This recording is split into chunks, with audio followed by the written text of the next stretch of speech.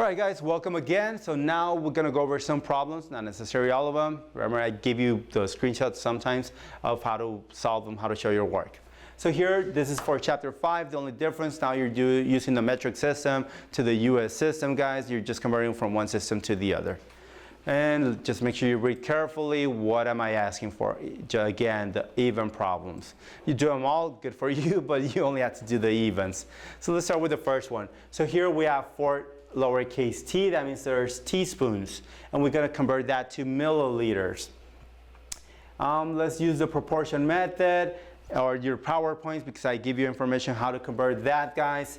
So we don't know yet. This is our unknown. But I know that 1 teaspoon is equivalent to 15 mLs. And let's go and find that. If you guys have your doubts, make sure you do. So that would be under week 4. And I'm gonna be opening them up, guys, Friday, Saturday, guys, so that way you have a lot of time to work on them. So this was chapter 5, if I'm not mistaken. Oops, that should have been on week 3. So chapter 5, PowerPoint, scroll through it, look for it. So one system to the other. So we want to know the correct conversion from teaspoons to milliliters. And remember, if you follow the PowerPoint, there's little problems to guide you guys, like quizzes to make sure you understand what you're doing.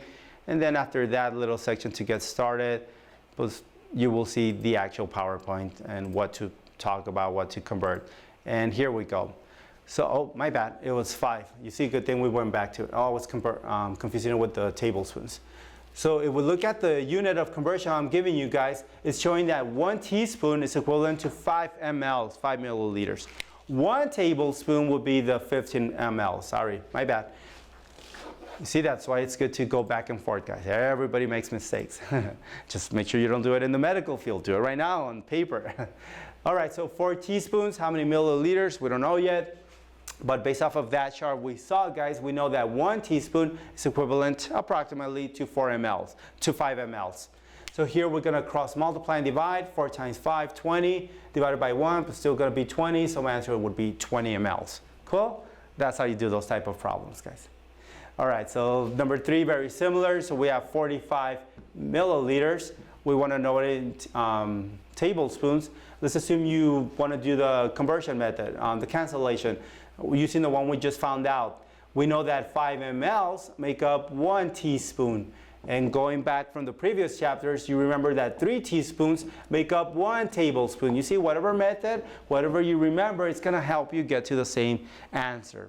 So here, that means 5 times 3 is 15. We're going to divide 45 by 15. And that should give us the correct answer we're looking for, which would be 3 in this case. So that means there's 3 tablespoons in 45 mLs. If you use the proportion method, could have worked. So 45 mLs, we don't know how many tablespoons, but if we go and look at the chart, it tells you that 15 mLs is equivalent to 1 tablespoon. 45 times 1, 45 divided by 15, you're gonna get the same result. Cool? So whichever method you decide to work with, guys, you're gonna get to the same answer. You will, guys. All right, so 5 pounds to kilograms. So going back to the PowerPoint, because there's a lot of things you gotta remember, they use 2.2. So let's just go over it a little bit. So I'm not sure if I put that one in the print, guys. If in case I forgot, make sure you print that, at least that slide, guys, or that chart, because it will come in handy when you take the midterm and the final. It says that 5 mLs equivalent to 1 teaspoon, 15 mLs equivalent to 1 tablespoon, 30 mLs approximately 1 ounce, 250 mLs 1 cup, 500 mLs 1 pint, and so on. 1,000 mLs 1 quart, even though it's not exactly, but just approximately. 1 kilogram, 2.2 pounds. Again, not exactly, but approximately. 2.5 centimeters, 1 inch. Even though the answer is a little bit 2.54, but using those numbers to kind of round your answer and come up with a faster result, guys. Cool? All right, so here for that problem, we're gonna use the 2.2 and the 1 kilogram. So 100, doing number 5, guys. So 150 pounds, we wanna know our answer in kilograms, we don't know yet, but using the number that I gave you on the PowerPoint said that 2.2 of a pound is equivalent to 1 kilogram.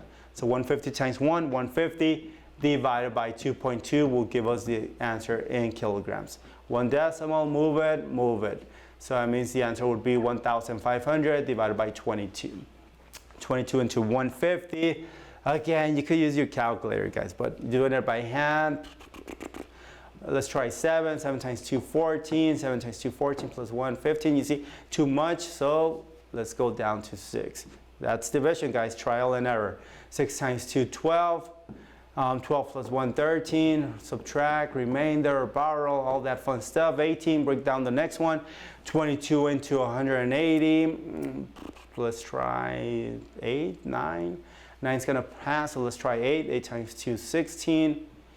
16 plus 1, 176, remainder 4. A decimal, decimal, and so on. So 1s, 22, and so on. Does it say to round? Oh yeah, round to the 10, so almost there, guys. You're not going to be there forever. 18. Another 0, 180, we already did it, which was 8. So round it to the tens. Going back to those type of problems, guys. The tens would be the first decimal to the right. To the right of it, we have an 8. It says to round off. The 8 will help out the 1, so the correct answer should be 68.2 of a kilogram. Cool? All right. And then the rest, guys, are pretty identical, sometimes using medical labels, converting, but come on, guys, you get the idea. All right, so hopefully that helps. So let's do at least 1 or 2 or the ones on the bottom, and we're good for this section, I hope. All right, guys, so here let's pick number 17. It says that medication is a combination drug. So it has 2 active ingredients, oxycodone and the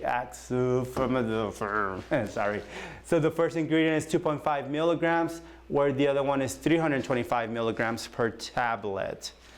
Ooh, let me make sure I'm seeing the right numbers and making the screen bigger. Yeah, 2.5, and it looks like a decimal, sorry. It looks like 2.5 or 25. I doubt it, so it will be a decimal, but it could be. Let's try it with 25 milligrams and 325 milligrams, guys. You're not doing it in the homework, but let's just say it's 25. I'm not sure if it's a decimal or not. How many grams of acetaminophen are contained in 1 tablet? So we just want to convert the second ingredient, the 325. All right, so we're not even worried about the other one. Remember, the first ingredient represents the first one. The second one is the one we're looking for. So we're converting 325 milligrams to grams. It looks complicated, but just convert it, guys. So what's 325 mgs to grams? If we do the cancellation method, we know there's 1,000 milligrams in 1 gram. We're going to move the decimal 3 times to the right, so the answer would be 3.325 of a gram in 1 tablet. Cool? All right, guys, sorry about that. Hopefully that works. All right, guys, see you around. Hopefully text me, email me. Bye, guys.